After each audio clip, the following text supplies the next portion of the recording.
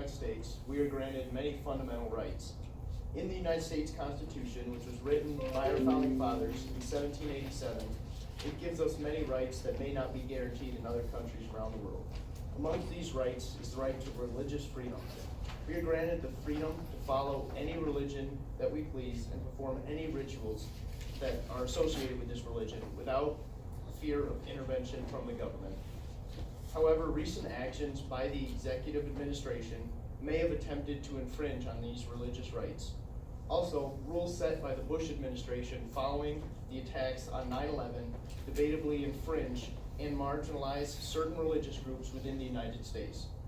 These executive attempts to weaken religions have shaped America's biased opinion of certain religious groups, particularly those of the Muslim faith.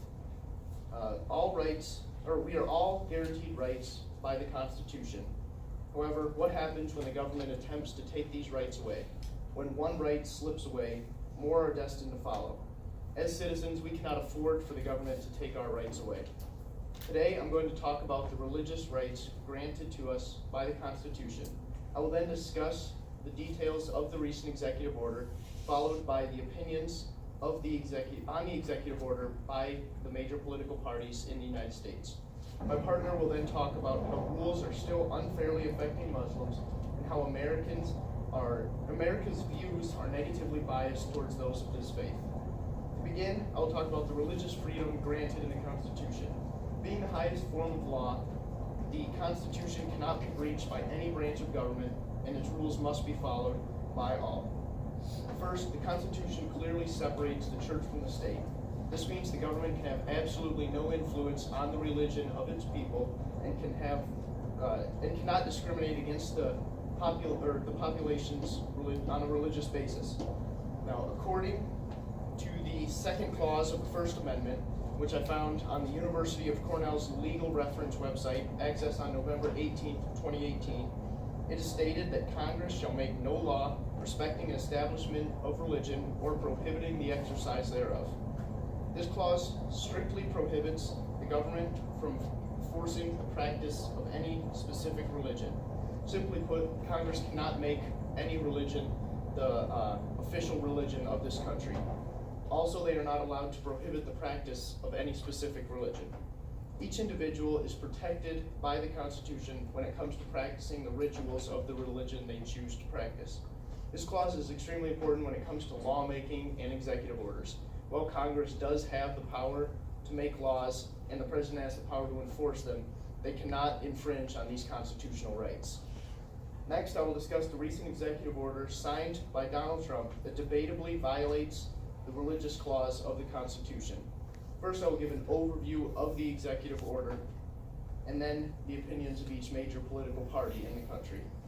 On December of 2017, Donald Trump implemented a travel ban on 7 countries. This ban completely prohibited individuals from traveling to the U.S. if they are from these 7 countries.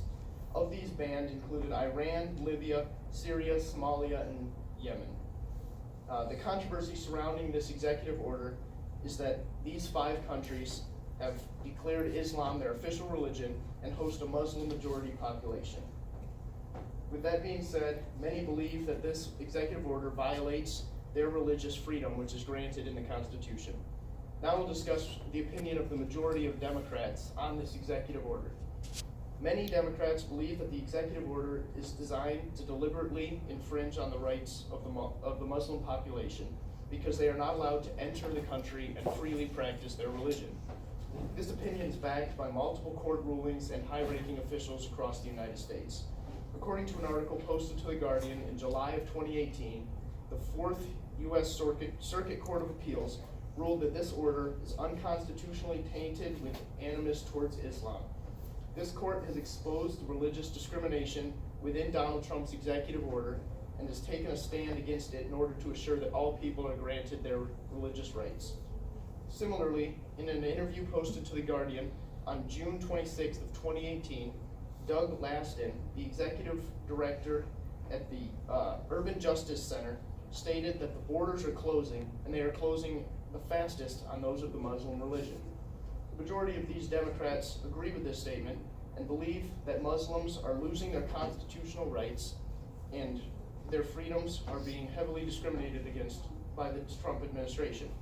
Lastly, I will discuss the view and defense of the majority of Republicans.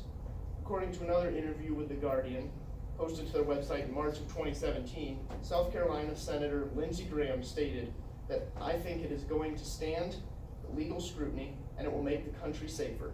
He then went on to say that it is clearly not a Muslim ban because lawful visa holders' visas will be honored.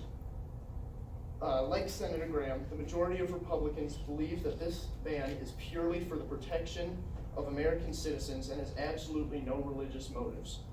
According to another article posted to Vox.com in June of 2017, it is stated that the majority of Republicans believe that the administration's previously stated purpose for the travel ban, which is national security, was in fact the major reason that Donald Trump signed the law. As you can tell, these two political parties have majoring differing views on the executive order, and it is dividing our Congress. Next, my partner is going to talk about how the rules are still unfairly affecting Muslims and how America's views are negatively biased towards those of this religion.